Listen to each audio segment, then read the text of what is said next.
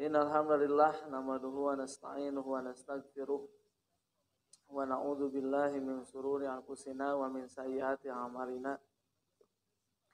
May yahdihillahu fala mudhillalah wa may yudlilhu fala hadiyalah.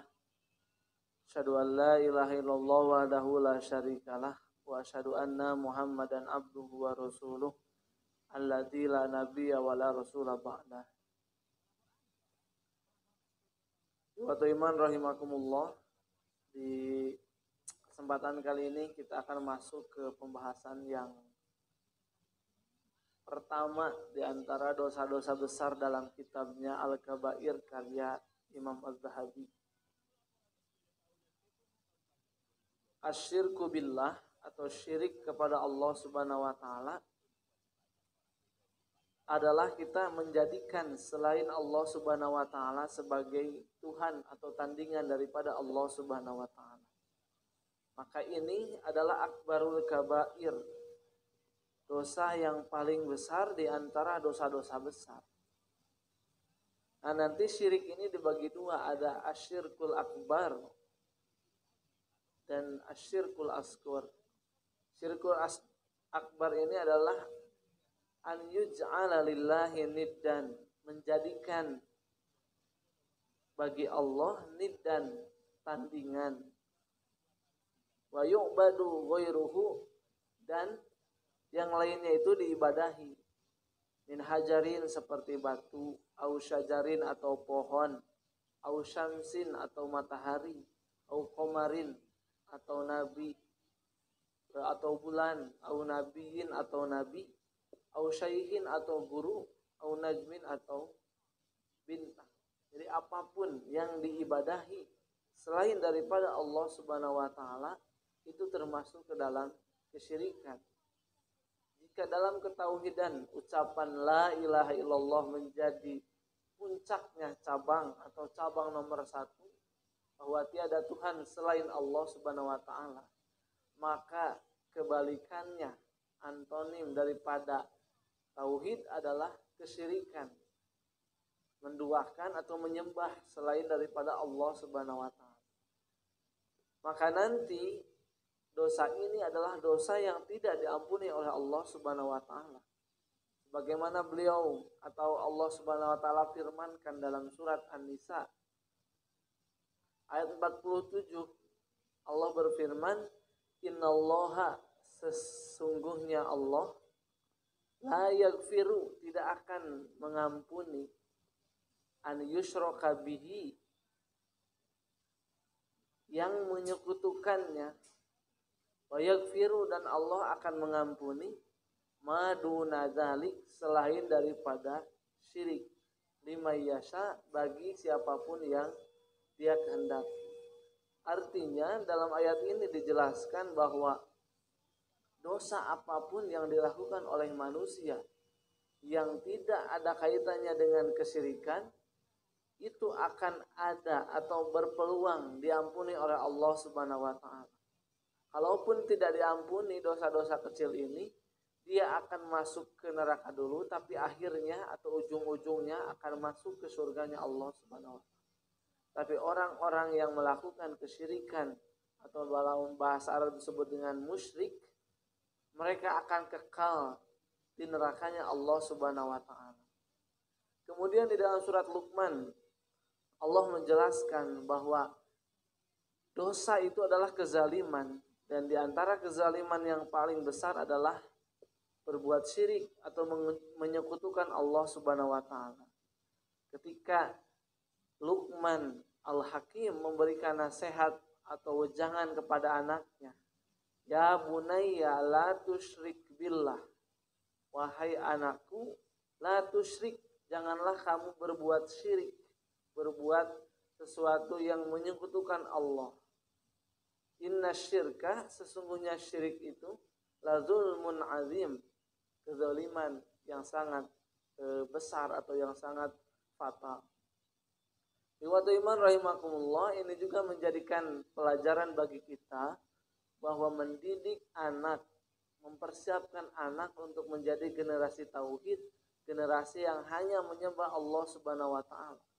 Maka nanti Di surat Al-Baqarah juga disebutkan ketika Yakub hendak meninggalkan dunia ini, yang ditanyakan kepada anak-anaknya adalah apa yang mereka sembah. Artinya orang tua yang benar adalah orang tua yang menyiapkan generasinya agar menjadi orang atau anak-anak yang generasi tauhidi, generasi yang mengesahkan Allah Subhanahu wa taala, generasi yang menjauhi perbuatan syirik, perbuatan yang tidak akan diampuni oleh Allah Subhanahu wa taala. Ikhwatul iman rahimakumullah, dalam hadis juga disebutkan sesungguhnya kezaliman tidak akan diampuni oleh Allah Subhanahu wa taala. Maka para sahabat bingung, siapa di antara kita yang tidak mungkin berbuat kezaliman? Maka Rasul menjelaskan kezaliman yang tertinggi adalah seperti apa yang dijelaskan di dalam surat Luqman tadi, bahwa kesyirikan adalah kezaliman yang paling tinggi. Ikhwatul iman rahimakumullah, dalam Al-Quran banyak sekali ayat Quran yang menjelaskan atau saling menguatkan bahwa kesyirikan ini adalah dosa yang paling tinggi, dosa yang tidak akan diampuni oleh Allah Subhanahu wa taala. Seperti innahu man yusyrak billah, siapapun yang menyekutukan Allah, faqad, maka sungguh haramallahu alaihil jannah, Allah mengharamkan baginya surga, wa ma'wahun nar, dan tempat tinggalnya, tempat kembalinya adalah neraka. Di sini Allah Subhanahu wa taala mengharamkan orang yang berbuat syirik untuk masuk ke dalam surganya Allah Subhanahu wa taala. Jadi ayat ini dengan ayat yang pertama tadi saling menguatkan bahwa dosa syirik tidak akan diampuni oleh Allah Subhanahu wa taala, dan orang yang masuk surga tidak memiliki dosa. Artinya orang yang memiliki dosa berupa dosa syirik, dosa yang permanen yang tidak akan diampuni oleh Allah Subhanahu wa taala, haram masuk ke surganya Allah Subhanahu wa taala. Mungkin ini terlihat jelas bahwa banyak orang yang menyembah selain Allah Subhanahu wa taala atau memiliki keyakinan sesuatu yang di luar Allah Subhanahu wa taala memberikan manfaat atau madorot, atau sering kita bilang jimat. Maka dosa yang kedua adalah, atau syirik yang kedua atau bagian kedua adalah syirkul asghar, di mana kita hanya menyembah Allah Subhanahu wa taala, tapi dalam pelaksanaan praktek ibadah kita diniatkan bukan untuk Allah Subhanahu wa taala, atau syirik asghar ini adalah riya, ingin dilihat atau amalnya bukan untuk Allah Subhanahu wa taala tapi untuk tujuan yang lain. Bisa untuk perempuan, bisa untuk harta, bisa untuk hal-hal apapun yang sifatnya selain Allah Subhanahu wa taala, dan biasanya ini berorientasi kepada duniawi semata. Ikhwatul iman rahimakumullah, dalam sebuah hadis Rasulullah sallallahu alaihi wasallam menjelaskan, maukah kalian aku tunjukkan kepada sahabat dosa yang berupa syirik asghar? Kemudian para sahabat menjawab, kami ingin tahu apa itu syirik asghar.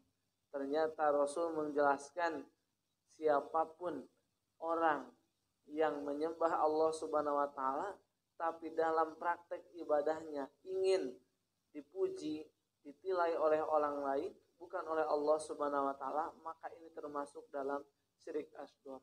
Maka dalam hadis yang lain Allah menyebutkan atau mengumpamakan atau memberikan ilustrasi ketika seseorang memasuki pasar, kemudian yang ada di dalam kantongnya atau di dalam sakunya hanya pasir. Sebanyak apapun dia membawa pasir, sebanyak apapun keinginan dia ingin membeli hal-hal atau barang-barang yang ada di pasar, tapi kalau dia membawa pasir tidak ada gunanya. Begitu pula dengan orang yang beramal soleh. Serajin apapun dia sholat, serajin apapun dia saum, sebanyak apapun zakat yang dia keluarkan, tapi niatnya bukan untuk Allah Subhanahu wa taala, dia akan merugi. Maka nanti di hadis lain disebutkan ada orang yang sudah diperlihatkan surga, didekatkan kepada surga, kemudian kata Allah jauhkan mereka dari sana.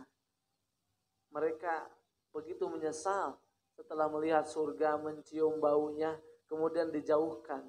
Kata Allah Subhanahu wa taala melalui hadis qudsinya, mereka adalah orang-orang yang beribadah kepada Allah secara fisik, tapi dalam hatinya, dalam niatnya bukan untuk Allah Subhanahu wa taala.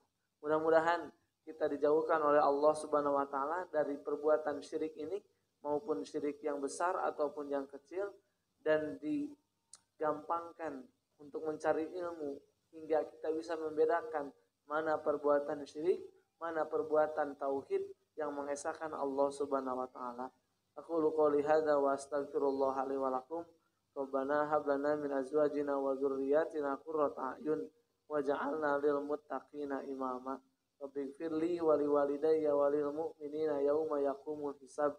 Rabbana atina fid dunya hasanah wa fil akhirati hasanah wa qina adzabannar.